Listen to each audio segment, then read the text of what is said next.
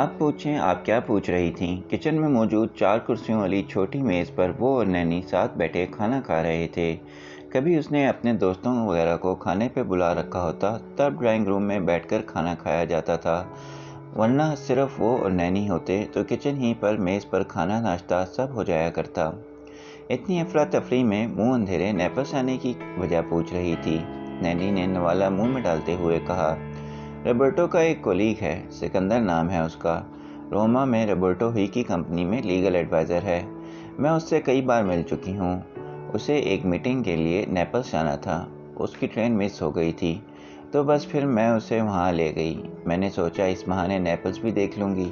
कितने साल हो गए मुझे वहाँ गए। इसने अपनी प्लेट में पास्ता डालते हुए नैनी को जवाब दिया। रॉबर्टो के किसी कोलीग के लिए खुद को इतना ख्वार करने की कोई ज़रूरत तो नहीं थी। नैनी ने थोड़ा बुरा सा मुंह बनाया। वो अब सिर्फ रॉबर्टो का कोलीग नहीं, मेरी भी उससे दोस्ती हो गई है। तुम्हारी दोस्तियों में नया क्या है? किसी से भी नहीं हो जाती तुम्हारी दोस्ती। मेरी अच्छी आदत का जिक्र तो अच्छे अंदाज में करें नैनी। इसने जैसे बुरा मानकर सदाए एहतजाज बुलंद की। नैनी उसके अंदाज पर मुस्कुराई थी। उन्होंने इसकी प्लेट में चिकन का एक पीस रखा। ठीक से खाओ। वो उनकी मोहब्बत भरे अंदाज पर मुस्कुराई थी। उसी वक्त फ़ोन की बेल बजी। मैं देखती हूँ। वह तेज़ी से उठी। किचन के सामने वाला कमरा उसका था। दरमियान में एक खूबसूरत इटालियन टाइल से मुज़य्यन कॉरिडोर था। वो तेज़ रफ्तारी से अपने कमरे में आ गई थी और स्क्रीन पर चमकता नंबर देखकर ही इसे पता चल गया था कि ये बेल किसकी है। उसके चेहरे की मुस्कुराहट यकदम ही संजीदगी में तब्दील हो गई थी। यह महमूद खालिद, उसके पापा की कॉल थी। उसने रिसीवर उठाया। अस्सलाम वालेकुम पापा। स्पार्ट अंदाज में उसने उन्हें सलाम किया, जैसे किसी जान पहचान के खुद से उम्र में बड़े शख्स को अदब और एहतराम से सलाम किया जाता है। वालेकुम अस्सलाम बेटा, कैसी हो? महमूद खालिद ने मोहब्बत भरे लहजे में उससे पूछा। उसके चेहरे पर एक तल्ख सा तासर आ गया। इसे अपने पास पाकिस्तान बुलाने के लिए, सैम की तरह उसकी भी उठाकर किसी पाकिस्तानी से ज़बरदस्ती शादी करवाने के लिए यह मोहब्बत भरा लहजा और फ़िक्र ज़ाहिर करता अंदाज बनाया जाता था। वरना सारी ज़िंदगी अपनी दोनों बेटियों को नज़रअंदाज करने और उन्हें तकलीफ़ पहुंचाने के सिवा उन्होंने किया ही क्या था। मैं ठीक हूँ पापा, आप कैसे हैं? उसने भी बदतमीज़ी नहीं की थी, कभी ऊंची आवाज़ में बात नहीं की थी, मगर जिस रोज़ से उनकी वजह से उसे उसका मुल्क, उसका घर और उसकी बहन छिन गई थी, वो उनसे फिर कभी वैसी मोहब्बत ना कर पाई थी जैसी ज़िंदगी के 13 सालों तक करती रही थी। उसके अंदर वो 13 साल की बच्ची आज भी अपने बाप से अपना घर छीन जाने और अपनी बहन से बिछड़ जाने पर खफा थी। मैं ठीक हूँ बेटा, बस आज तुम्हारी याद आ रही थी, मैंने सोचा तुम्हें फ़ोन कर लूँ। मेरा अंदाज़ा यही था कि आजकल तुम रोम आई होगी। हाँ, मैं अपने रोम आई हूँ, जिसे आपने मुझसे छीन लिया था। वो ये बोल तो नहीं पाई थी। हाँ, सोचा ज़रूर था। बोली तो सिर्फ इतना थी, जी। वो ज़हनी और जज्बाती तौर पर ख़ुद को उनसे इतनी दूर ले जा चुकी थी कि उनसे बात करते हुए उसे गुफ्तगू, मौजू या जुमले यूँ सोचने पड़ते थे गोया किसी अजनबी से बात कर रही हो। आजकल क्या हो रहा है बेटा? रेस्ट कर रही हो या किसी एग्ज़िबिशन की तैयारी है? एग्ज़िबिशन की तैयारी कर रही हूँ। अगले महीने फ्लोरेंस में मेरा सोलो शो है, उसने संजीदगी से जवाब दिया। फिर तो खूब मसरूफ़ होगी तुम। वो उसके आर्टिस्ट बनने के मुखालिफ रहे थे। हर वो चीज़ जिससे उसे खुशी मिलती थी वो उसके मुखालिफ रहे थे। फिर पता नहीं अब वो कैसे उसकी पेंटिंग्स और एग्ज़िबिशंस के मुतल्लिक इतने खुशगवार अंदाज में बात कर रहे थे। आंटी कैसी हैं? उसने मुरवतन अपनी सौतेली माँ की खैरियत पूछी। ये नहीं था कि उसके और उसकी सौतेली माँ के बीच कोई रवायती किस्म के तल्लुकात थे, बस एक गैरियत और अजनबियत थी। वो कई साल लंदन में महमूद खालिद और उनकी बीवी के साथ रही थी, मगर यूं जैसे किसी दूर के वाक़िफ़ या मिलने जुलने वाले के साथ रह लिया जाता है। बिल्कुल ठीक है, मुझसे कहती रहती है कि मैं तुम्हें तुम्हारी छुट्टियों में पाकिस्तान बुलवाऊं। उनकी दिल की बात ज़बान पर आ गई थी। एक तल्ख सा तासर उसके चेहरे पर उभरा था। 2 मिनट की फ़ोन कॉल जिसमें रस्मी बातों के सिवा उसने कोई बात नहीं की थी, ख़त्म करके वो बुझे बुझे से अंदाज में बेड पर लेट गई थी। वो हर वक्त हंसती मुस्कुराती रहती थी, ज़िंदगी से खुश रहती थी, मगर जिस वक्त भी उसके अपने माँ या बाप से बात होती, उसके लबों की हंसी और चेहरे की खुशी दर्द और गम में बदल जाती। फिर आंसुओं से उसकी आंखें भीग जाती थीं। बचपन की हर महरूमी, हर दुख याद आ जाया करता था। अपना वो घर याद आ जाया करता था जहाँ उसका और सैम का बचपन गुजरा था। उसकी जॉब लंदन में थी। اگر جاب کا مسئلہ نہ ہوتا تو وہ کب کا دوبارہ روم میں سیٹل ہو چکی ہوتی۔ اپنی اتنی اچھی جاب کو چھوڑ دینا اسے حماقت لگا تھا۔ اب وہ 13 سال کی لیزا محمود نہیں تھی جس کے بارے میں اس کی ممی پاپا فیصلہ کریں گے کہ اس نے کہاں رہنا ہے اور کس کے ساتھ رہنا ہے۔ اپنی عمر کے 18ویں سال سے اپنے فیصلے اس نے خود کرنے شروع کر دیے تھے۔ محمود خالد کو اس کے کسی ایک نہیں بے شمار فیصلوں سے اختلاف تھا، مگر اسے ان کے اختلاف کی کبھی فکر نہ رہی تھی۔ وہ دنیا میں اگر کسی کی مانتی تھی تو وہ سیم تھی، اس کی بہن، اس کی دوست، اس کی ماں، اس کا باپ۔ کبھی دونوں بہنیں ایک ہی گھر میں ساتھ رہا کرتی تھیں۔ کتنا پیار تھا ان دونوں بہنوں میں۔ سیم اس کا کس طرح خیال رکھا کرتی تھی۔ اسکول کے اندر، اسکول سے باہر، وہ ہر جگہ لیزا کا سایہ بنی رہتی۔ وہ دونوں ایک کمرے میں ساتھ سوتی تھیں، رات دیر تک جاگ کر باتیں کیا کرتیں۔ نینی ان کے کمرے میں انہیں دیکھنے آتیں تو وہ دونوں سوتی بن جایا کرتیں۔ ان کے والدین کی آپس میں بالکل نہیں بنتی تھی۔ یہ شادی ہی غلط ہوئی تھی۔ محمود خالد مغرب کی ایک عورت کو بیوی بنا لینے کے بعد اس سے مشرقیت کی توقع رکھتے تھے۔ اگر ایک اعلیٰ تعلیم یافتہ، خوبصورت اور دولت مند پاکستانی مسلمان مرد سے شادی کرنے کے لیے وکٹوریہ جیوانی نے اسلام قبول کیا تھا، اپنا نام تبدیل کر لیا تھا، تو اس کا یہ مطلب ہرگز نہیں تھا کہ یہ تبدیلی دائمی تھی۔ جس خطے سے ان کا تعلق تھا، اس تعلق کا نسبت سے انہیں جیسا ہونا چاہیے تھا وہ ویسی ہی تھیں۔ محمد خالد وکٹوریہ کو خدیجہ بنانے کی لاکھ کوشش کر لیتے، انہیں کامیابی نہیں ملنا تھی۔ وہ مغرب کی ایک عورت کو مشرقی انداز کی بیوی اور ماں کے روپ میں دیکھنا چاہتے تھے، مگر ایسا کیوں کر ہو سکتا تھا؟ وکٹوریہ نے اسے اور سیم کو صرف پیدا کیا تھا، اس کے علاوہ بحیثیت ایک ماں کے ان کا ان دونوں سے کبھی کوئی تعلق نہیں رہا تھا۔ اوپر تلے کی چھوٹی چھوٹی بچیاں گھر پر آیا کے رحم و کرم پر ہوتیں اور ان کی اٹالین ماں رات گئی پارٹیز اٹینڈ کر کے گھر واپس آیا کرتی تھیں۔ لیزا ماں اور باپ دونوں کی جانب سے نظر انداز کی گئی تھی، جبکہ سیم اس معاملے میں اس کے مقابلے میں نسبتاً یوں خوش قسمت رہی تھی کہ بچپن میں محمود خالد سیم سے بہت پیار کرتے تھے۔ سیم شکل و صورت اور ذہانت میں بالکل محمود خالد جیسی تھی، جبکہ لیزا دکھتی بھی وکٹوریہ کی طرح تھی اور ذہنی صلاحیتیں اور قابلیت میں بھی اس میں اپنے باپ جیسی نہ تھی۔ وہ نہ کبھی ماں کی توجہ پا سکی تھی نہ باپ کی۔ اس سے توجہ، پیار اور محبت اگر کہیں سے ملی تھی تو وہ سیم کے پاس سے۔ سیم بے تحاشا خوبصورت تھی، بے پناہ ذہین اور پر اعتماد اور غیر معمولی صلاحیتوں کی حامل تھی، جبکہ وہ سیم کے مقابلے میں ہر چیز میں اوسطاً درجے کی رہی تھی۔ پڑھائی میں بھی بری نہیں تھی، اچھی تھی، پر سیم کی طرح پوزیشن ہولڈر اور گولڈ میڈلسٹ کبھی نہیں رہی تھی۔ اسکول میں سب اسے سیم کی وجہ سے پہچانا کرتے تھے۔ وہ سیم پر فخر کیا کرتی تھی۔ اپنی اس بے تحاشا حسین اور ذہین بہن پر اسے ناز ہوتا تھا۔ دوسری جانب سیم اس سے اس کی آرٹ کے حوالے سے سراہتی رہتی تھی کہ اس میں پینٹنگ کی خداداد صلاحیت ہے اور وہ بڑی ہو کر ایک کامیاب آرٹسٹ بن سکتی ہے۔ اس سے بچپن ہی میں یہ اعتماد سیم نے دیا تھا۔ جو ذمہ داریاں ماں باپ کی ہوتی ہیں، اس کے لیے تو وہ ذمہ داریاں بھی سیم ہی نے نبھائی تھیں۔ اس کی ہمت بڑھانا، اس کی پرواہ کرنا، ہر مشکل میں اس کے ساتھ کھڑے ہونا اور اس سے بے حد بے حساب پیار کرنا۔ اسے آج بھی وہ دن اچھی طرح یاد تھا جب وکٹوریہ اور محمود خالد باضابطہ طور پر علیحدہ ہو گئے تھے۔ محمود خالد نے اپنی پوسٹنگ لندن کروا لی تھی، وہ اسے اپنے ساتھ لے کر لندن لے جا رہے تھے، جبکہ وکٹوریہ اور محمود کے مابین طے شدہ معاہدے کے تحت سیم کو وکٹوریہ کے ساتھ رہنا تھا۔ وہ اور سیم ایک دوسرے سے لپٹ کر بہت روئی تھیں۔ آخری رات جو انہوں نے اپنے گھر میں ساتھ گزاری، وہ دونوں بہنیں اس ساری رات روتی رہی تھیں۔ سیم روتی بھی رہی اور اسے پیار کر کر کے یہ سمجھاتی بھی رہی تھی کہ ان دونوں بہنوں کو کوئی بھی کبھی بھی جدا نہیں کر سکتا۔ الگ ممی پاپا ہو رہے ہیں لیزا، ہم دونوں نہیں، ہمیں کوئی بھی الگ نہیں کر سکتا۔ میں ابھی 14 سال کی ہوں نا، صرف 4 سال رک جاؤ، ذرا میں 18 سال کی ہو جاؤں، پھر دیکھنا تم سے ملنے جب دل چاہے گا آیا کروں گی۔ پھر نہ ممی مجھے تم سے ملنے تمہارے پاس آنے سے روک سکیں گی نہ پاپا۔ پھر وہ محمود خالد کے ساتھ لندن آ گئی تھی اور سیم وکٹوریہ کے ساتھ اٹلی ہی میں رہی تھی۔ محمود خالد سے شادی کے لیے جو ان کی ماں نے ظاہری طور پر اپنا مذہب تبدیل کیا تھا، اسے ترک کر کے وہ واپس اپنے اصلی مذہب پر چلی گئی تھیں۔ وہ خدیجہ سے پھر وکٹوریہ بن گئی تھیں۔ طلاق کے فوراً بعد ہی انہوں نے اس فرینچ فیشن ڈیزائنر سے شادی کر لی تھی جو ان کی اور محمود خالد کی طلاق کی وجہ بنا تھا۔ وہ ایک مشہور فیشن ڈیزائنر اور ارب پتی تھا۔ گویا محمود خالد سے طلاق لے کر وکٹوریہ نے کوئی گھاٹے کا سودا نہیں کیا تھا۔ ان کا فیشن ڈیزائنر شوہر دنیا بھر کے فیشن اور ڈیزائن کے دارالحکومت سمجھے جانے والے شہر میلان میں رہتا تھا۔ شادی کر کے وہ اس کے ساتھ میلان چلی گئی تھیں۔ سیم بھی ان کے ساتھ چلی گئی تھی۔ سیم روم میں تھی، اس کا اپنے روم سے ایک رابطہ تو تھا۔ وہ میلان چلی گئی تو روما سے جیسے ناتا ٹوٹتا محسوس ہوا۔ محمود خالد کی ملازمت شاندار تھی، لندن میں بھی ان کے گھر میں وہی ٹاٹ باٹ اور عیش و آرام تھے جو روم میں تھے، مگر وہاں کبھی ایک پل بھی دل سے خوش نہ رہ سکی تھی۔ وہ نہ اس گھر کو اپنا سمجھتی تھی، نہ اس کا اسکول، نہ لندن کی سڑکیں اور گلیاں کبھی اسے اپنا بنا سکیں۔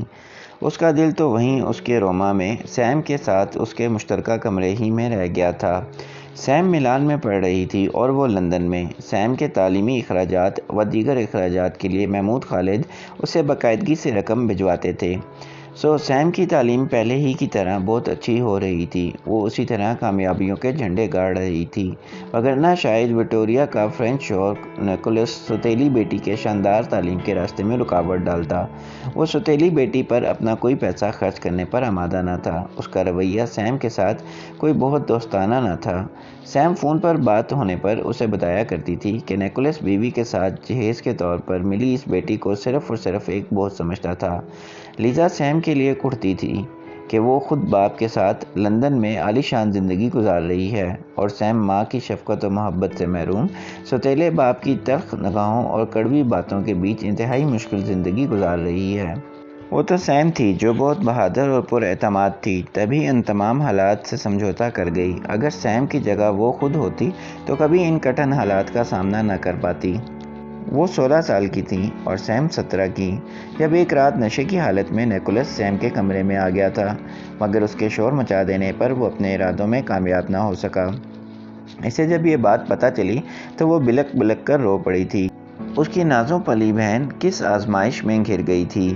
اسے اس روز اپنے ماں باپ دونوں سے شدید ترین نفرت محسوس ہوئی تھی۔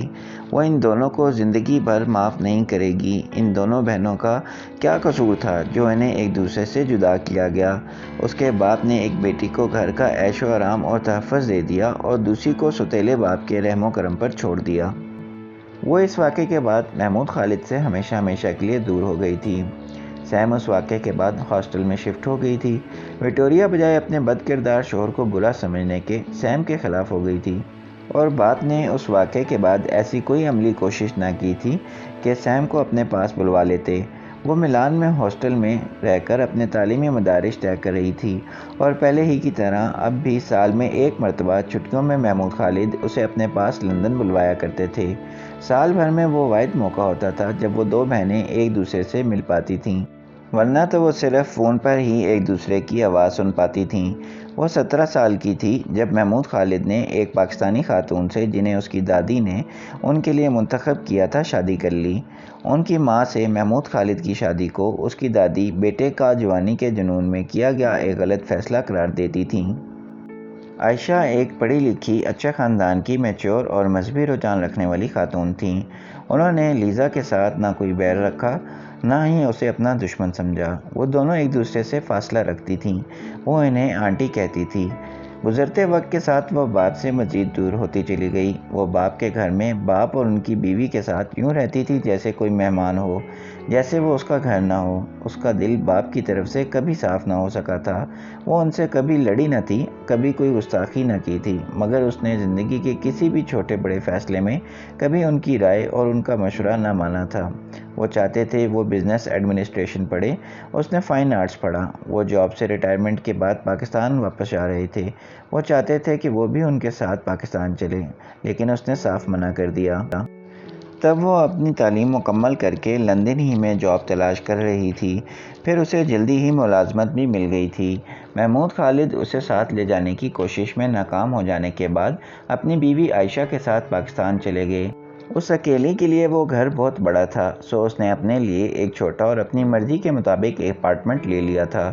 وہ اپنے فیصلے پر پوری طرح مطمئن تھی۔ وہ کیوں وہ کام کرے جو محمود خالد اس سے کہہ رہے ہیں۔ اس کے اور سیم کے بچپن میں انہوں نے اور وکٹوریا نے ان دونوں بہنوں کی پرواہ کی تھی جو وہ آج ان کی پرواہ کرے۔ وہ پچھلے 5 سالوں میں لندن میں تنہا رہ رہی تھی۔ محمود خالد کی آج بھی یہی خواہش تھی کہ وہ ان کے پاس کراچی آ جائے۔ وہ اس کی شادی کسی پاکستانی لڑکے سے کرانا چاہتے تھے۔ وہ 27 سال کی ہو گئی تھی، اس کی شادی اب ہونی چاہیے، مگر وہ شادی اپنی مرضی سے کرنا چاہتی تھی اور کم از کم کسی پاکستانی سے ہرگز نہیں۔ کم از کم یہ اطمینان اور خوشی وہ اپنے سنگ دل باپ کو ہرگز نہ دینا چاہتی تھی کہ انہوں نے اپنی دونوں بیٹیوں کی شادیاں اپنے ملک کے مردوں سے کروائی ہیں۔ ساری زندگی پاکستان سے باہر گزار کر بھی وہ زندگی بھر اندر سے پاکستانی ہی رہے تھے۔ تب ہی ریٹائرمنٹ کے بعد وہیں لوٹے تھے، وہیں اپنا بزنس شروع کیا تھا، اور سیم جسے 14 سال کی عمر میں وکٹوریہ اور سوتیلے باپ کے حوالے کر کے اس کی ذمہ داریوں سے بری الزمہ ہو گئے تھے، اس پر بھی اپنا حق جتانے کھڑے ہو گئے تھے۔ اپنے نئے شروع کیے بزنس میں مزید فائدوں کے لیے انہوں نے سیم کی شادی اپنے ایک کاروباری واقف کے ساتھ کروا دی تھی۔ سیم کا شوہر ہاشم اسد اس سے عمر میں پورے 15 سال بڑا تھا۔ اسے اپنے باپ کی موقع پرستی پر شدید غصہ آیا تھا۔ کیا کوئی باپ ایسا ہو سکتا ہے؟ سیم کے ساتھ دست درازی کی کوشش والے واقعے کے فوراً بعد ہی وکٹوریہ کی نیکولس سے علیحدگی ہو گئی تھی۔ انہوں نے 1 سال بعد پھر ایک اٹالین آدمی سے شادی کر لی تھی۔ سیم پھر کبھی ماں کے پاس نہ رہی تھی۔ اس کی باقی تعلیم ہاسٹلز وغیرہ میں ہوئی تھی۔ تعلیم مکمل کرنے کے بعد اسے روم میں بڑی اچھی جاب مل گئی تھی، وہ وہاں رہ رہی تھی۔ وہ چھٹیوں میں چند ہفتوں کے لیے محمود خالد کے پاس پاکستان گئی تھی۔ وہیں محمود خالد کے کاروباری دوست ہاشم اسد کی نگاہ انتخاب سیم پر آ کر ٹھہری تھی۔ وہ اپنی پہلی بیوی کو طلاق دے چکا تھا۔ روپیہ پیسہ بے شک اس کے پاس بہت تھا، دولت کی ریل پیل تھی، پرسنالٹی بھی اچھی تھی، مگر اس کی شہزادی جیسی بہن کی شادی ایک شادی شدہ مرد سے، جو اس سے عمر میں 15 سال بڑا تھا اور جس سے وہ بالکل بھی محبت نہ کرتی تھی، کس طرح کروائی جا سکتی تھی؟ لیزا نے سیم کو بہت سمجھایا تھا کہ وہ یہ شادی نہ کرے، وہ پاپا کا چھوڑ کر واپس اٹلی چلی جائے، مگر سیم نے روتے ہوئے اسے یہ سمجھایا تھا کہ اس کے لیے یہ شادی کرنا بہت ضروری ہے۔ اگر اس نے شادی سے انکار کر دیا تو پاپا کو بزنس میں بہت بڑا نقصان ہو جائے گا۔ جو نیا پروجیکٹ وہ شروع کرنے جا رہے تھے، اس کے لیے انہوں نے ہاشم سے قرض لے رکھا تھا، اور وہ قرض معمولی نہیں، ایک بہت بڑی رقم تھی۔ ہونے دو پاپا کا لاس، ختم ہو جانے دو ان کا بزنس، وہ زندگی بھر تمہاری خوشیوں اور سکون کا گلا گھونٹتے آئے ہیں، میں اس بار تمہیں تمہاری زندگی تباہ نہیں کرنے دوں گی۔ وہ روتے ہوئے چلائی تھی، مگر اپنے چیخو پکار کے باوجود بھی سیم کو بچا نہیں پائی تھی۔ سیم کی شادی ہاشم اسد کے ساتھ ہو گئی تھی۔ سیم کی شادی والے دن وہ لندن میں اپنے اپارٹمنٹ میں خود کو بند کر کے سارا دن روتی رہی تھی۔ وہاں اس کے پاپا کے ملک میں انہی کا ایک ہم وطن اس کی بہن کی خوشیاں کو اجاڑنے جا رہا تھا۔ دلہن بنی سیم نے اسے کراچی سے نکاح سے کچھ دیر قبل فون کیا تھا۔ وہ بڑی بہادر لڑکی تھی، وہ الٹا اسے حوصلہ دے رہی تھی۔ لیزا، میں خوش رہوں گی، ہاشم اچھے آدمی ہیں، تم میری فکر کیوں کرتی ہو سویٹ ہارٹ؟ اپنے سے 15 سال بڑے، شادی شدہ اور طلاق یافتہ جس شخص کے ساتھ تمہیں زبردستی باندھا جا رہا ہے، تم اس کے ساتھ خوش رہو گی سیم؟ وہ جواباً پھوٹ پھوٹ کر روتے ہوئے بولی تھی۔ میں پاپا کو اس ظلم کے لیے کبھی معاف نہیں کروں گی سیم، میں تمہاری زندگی کی خوشیاں چھیننے پر انہیں کبھی معاف نہیں کروں گی، وہ زاروں قطار روتے ہوئے بولی تھی، اور پھر واقعی محمود خالد کو کبھی معاف نہیں کر سکی تھی۔ باپ سے بات کر کے جیسے سب کچھ پھر سے یاد آ گیا تھا۔ وہ سیم کو یاد کرتے ہوئے اس کے ساتھ ہوئے ظلم زیادتی کو سوچ کر افسردہ ہوتے ہوئے بھیگی پلکوں کے ساتھ سو گئی تھی۔ اور یہ خوب کمال کی بات تھی کہ صبح سویرے اس کی آنکھ کھلتے ہی سیم کا فون آ گیا۔ ہمیشہ کی طرح پھر یہی ہوا تھا کہ ادھر اس کے دل نے اس کو یاد کیا اور ادھر سیم موجود ہوئی، یا فون یا پھر روبرو۔ سیم کی آواز سنتے ہی رات کی ساری اداسی اور دکھ پل بھر میں رخصت ہو گیا تھا۔ سیم، آئی لو یو، اس نے بے اختیار اس کی آواز سنتے ہی کہا تھا۔ ہائے، خیریت تو ہے سیس؟ میرے ہیلو کا جواب اس قدر رومانٹک؟ سیم حسب عادت خوشگوار موڈ میں تھی۔ پتہ ہے رات تمہیں سوچتے ہوئے سوئی تھی، ابھی میری آنکھ تمہارے فون سے کھلی ہے، وہ اٹھ کر بیٹھتے ہوئے محبت بھرے لہجے میں بولی۔ سیم سے بات کر لینے کے بعد اس کا موڈ ٹھیک ہو ہی جانا تھا۔ سیم اس سے بات کرتے ہوئے کبھی اپنی شادی شدہ زندگی کے دکھڑے نہیں سناتی تھی۔ وہ اس طرح ظاہر کرتی تھی گویا اپنی شادی سے خوش ہو، مگر وہ صرف بہنیں نہیں تھیں، سہیلیاں بھی تھیں، اور وہ جانتی تھی سیم نے زندگی کے ساتھ سمجھوتا کر لیا تھا۔ اس رشتے کو بہت اچھی طرح نبھا بھی رہی تھی، مگر وہ دل سے خوش نہیں تھی۔ کبھی باتوں باتوں میں غیر اختیاری طور پر سیم کے منہ سے کچھ ایسا نکل جاتا جو اسے یاد دلا دیتا تھا کہ سیم نے اپنی خوشیوں اور خواہشات کا گلا گھونٹ کر سمجھوتے کی زندگی کو اپنا لیا ہے، صرف اور صرف باپ کی خوشی کی خاطر۔ سیم اس سے بات کرتے ہوئے نہ خود کوئی اداسی ظاہر کرتی تھی، نہ اسے اداس رہنے دیتی تھی۔ وہ ان دنوں دفتری کام سے ترکی آئی ہوئی تھی اور اس کے پاس اسے سنانے کے لیے وہاں کے بہت سے دلچسپ قصے تھے۔ شادی کے بعد سین نے ہاشم کی خواہش پر اس کی کمپنی کو جوائن کر لیا تھا۔ شکر تھا کہ سیم جیسی غیر معمولی صلاحیتوں کے حامل لڑکی کو ہاشم نے گھر پر بٹھانے کی جاہلانہ کوشش نہیں کی تھی۔ سیم سے بات کر لینے کے بعد وہ خود کو بے حد ہلکا پھلکا محسوس کر رہی تھی۔ اگلی قسط جلد اپلوڈ کی جائے گی۔ آپ میرے چینل کو سبسکرائب کر لیں اور بیل آئیکن کو دبا دیں تاکہ آپ کو میری آنے والی ویڈیو کے نوٹیفیکیشن ملتے رہیں۔